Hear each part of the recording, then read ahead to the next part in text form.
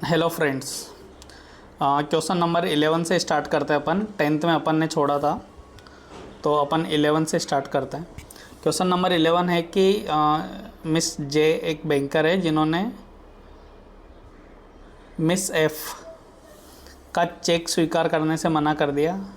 यद्यपि उनके पास पर्याप्त शेष राशि थी और इसे एफ को कोई नुकसान भी नहीं हुआ, तो सुश्री एफ किस परिदृश्य के तहत मामला दायर कर सकती है। तो ये एक लैटिन वर्ड यहाँ पे यूज़ करते हैं, इंजुरिया साइन डैमनम। इंजुरिया साइन डैमनम अपन बाद में डिटेल्ड में डिस्कस करेंगे, अभी सिर्फ क्वेश्चन आंसर तक लिमिटेड रहते हैं। तो इसमें C will be the correct answer. Question number 12। Question number 12 बोलता है कि बी ने ए को Mr. B told Mr. A to leave the premises in occupation of Mr. A. When Mr. A refused, then Mr. B collected some of his workmen who mustered round Mr. A. तो B ने क्या किया कि A के कब्जे वाले परिसर को छोड़ने के लिए कहा।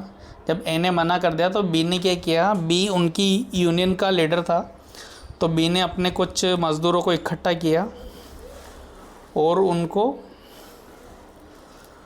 अपने आस्तीन और एप्रन ऊपर कर लिए और वादी की गर्दन तोड़ने की धमकी दी। वादी मतलब मिस्टर ए, लेकिन वो गया नहीं। तो ए किस अपकृत्य के तहत मामला दर्ज करवा सकता है, क्योंकि उन्होंने क्या है कि इसको मारा भी नहीं, पीटा भी नहीं, कुछ भी नहीं किया, जस्ट इसको धमकाया, डराया धमकाया। तो बी के अगेंस्ट ए कौन से अपकृत्य के तहत मामला दर्ज कर सकता है। तो इसमें करेक्ट आंसर है assault. C will be the correct answer. तो असोल्ट का जो मामला है वो यहाँ पे हमले का मामला माना जाएगा। अभी क्वेश्चन नंबर 13 पे आते हैं। लिफ्ट लेते समय जे को पता था कि ड्राइवर शराब के नशे में, परिणाम स्वरूप कार एक्सीडेंट हो गया। इसमें जे को कुछ चोटें आई और उन्होंने मुआवजे के लिए मामला दायर किया। तो टी द्वारा किस बचाव का दावा किया जा सकता है। तो इसमें जो करेक्ट आंसर है वो लैटिन लैंग्वेज वाला वर्ड है, volenti non fit injuria. Volenti non fit injuria means आपको पता होते हुए भी आपने रिस्क लिया। क्वेश्चन नंबर 14 एक केस स्टडी है, एक शॉर्ट केस स्टडी है। इसमें क्या है कि एक रियल एस्टेट डेवलपर ए ने बी के साथ उसकी संपत्ति को खरीदने के लिए कॉन्ट्रैक्ट किया। कॉन्ट्रैक्ट में ये कंडीशन रखी कि ए 50 लाख रुपए अग्रिम भुगतान करेगा और शेष 1 करोड़ रुपए 6 महीने के भीतर देगा, और बदले में बी भूमि का स्वामित्व ओनरशिप ट्रांसफ़र करने के लिए एग्री हो गया। हालांकि अग्रिम भुगतान प्राप्त करने के बाद बी ने बिक्री विलेख सेल्स डीड को एग्जीक्यूट करने से मना कर दिया, ये दावा करते हुए कि उसको उससे कोई बेटर बायर मिल गया है। तो ए ने विनिर्दिष्ट अनुतोष अधिनियम 1963 के अंतर्गत अनुबंध के प्रवर्तन की मांग की, लेकिन बी ने उसके दावे को अस्वीकार कर दिया। ए को अदालत में मुकदमा दायर करना होगा। तो इस समस्या के आधार पर आप बताइए कि what will be the correct answer. तो जैसा बार काउंसिल ने फाइनल आंसर दिया है, तो फाइनल आंसर है D.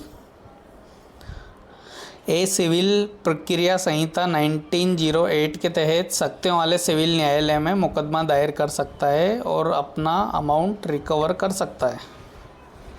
Okay, next question number 15 क्या बोलता है कि ए इस शर्त पर बी को एक भूमि का टुकड़ा हस्तांतरित करता है कि बी अगले 10 वर्षों तक भूमि को किसी और को हस्तांतरित नहीं करेगा। इस मामले में बी को अगले 10 वर्षों तक भूमि को किसी और को हस्तांतरित करने का कोई अधिकार नहीं है। तो इस केस में कौन सा करेक्ट ऑप्शन होगा। ये संपत्ति के हस्तांतरण पर सशस्त्र सीमाओं के बराबर है। इसमें C will be the correct answer. It amounts to conditional limitation of on transfer of property. Question number 16 बोलता है कि श्री राजेश ने खरीदे गए माल के भुगतान के लिए आपूर्तिकर्ता श्री शर्मा जी को 50,000 का चेक जारी किया। जब शर्मा जी ने चेक जमा किया तो बैंक ने इसको इनसफिशेंट फंड की टिप्पणी के साथ वापस कर दिया। तो उसके लिए सही विकल्प चुनिए। तो इसमें सही विकल्प होगा सी। चेक अनादरित होने के संबंध में श्री शर्मा द्वारा 1 माह के भीतर न्यायालय में लिखित शिकायत की जानी है। तो ये C will be the correct answer. 17 है rent free accommodation provided by an employer to employees. नियोक्ता द्वारा कर्मचारी को प्रदान किया गया किराया मुक्त आवास है। इसमें आप देखोगे बहुत सारी जगह लोग कंफ्यूज होते हैं। एक होता है रेंट फ्री एकोमोडेशन और एक होता है हाउस रेंट अलाउंस। तो इन दोनों में लोग कंफ्यूज होते हैं। तो अपन पहले रेंट फ्री एकोमोडेशन की बात करते हैं। तो रेंट फ्री एकोमोडेशन कवर होता है 17(2), जो कि करेक्ट आंसर है बी ऑप्शन। आयकर अधिनियम की धारा 17(2) के अनुसार परक्यूसिट्स अनुलाभ में कवर किया जाता है रेंट फ्री एकोमोडेशन का, क्योंकि वो कंपनी के लिए कॉस्ट होता है। और जो 4th ऑप्शन है आयकर अधिनियम की धारा 10(13)(a) के तहत बनता, तो ये हाउस रेंट अलाउंस होता है, जो सर्टेन कंडीशंस को चेक करने के बाद एग्जम्पशन निकाला जाता है। तो वो हाउस रेंट अलाउंस अलग होता है और रेंट फ्री अकोमोडेशन अलग होता है। यहाँ पे करेक्ट आंसर 17(2) वाला है बी ऑप्शन। क्वेश्चन नंबर 18 पे आते हैं। Question number 18, an agreement not enforceable by law is stated to be void under. कानून द्वारा लागू नहीं किए जाने वाले अनुबंध को कौन से सेक्शन के तहत शून्य कहा जाता है? तो वो सेक्शन है section 2 subsection G. The concept of invalid guarantee is covered under section which section guarantee invalid guarantee cover है? That is section 142 144। Question number 20 है, according to land acquisition act, land acquisition rehabilitation and resettlement 2013, government can acquire land for.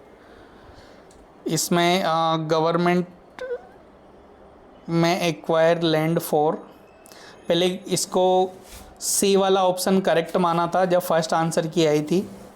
अभी final answer की के according A वाला option correct है, that is 1 2 3। सारे options के लिए government can acquire land, strategic purpose, project for families affected by projects और for public private partnership projects. तो इसमें पहले 2 ऑप्शन करेक्ट थे, सेकंड एंड थर्ड। अभी इसमें 1 2 3 दोनों कवर हो गए, तो that is correct answer. A will be the final correct answer. और 21 से 30 वाला अभी अपन बैक टू बैक इसके बाद वाले वीडियो में डालता हूँ। Thank you.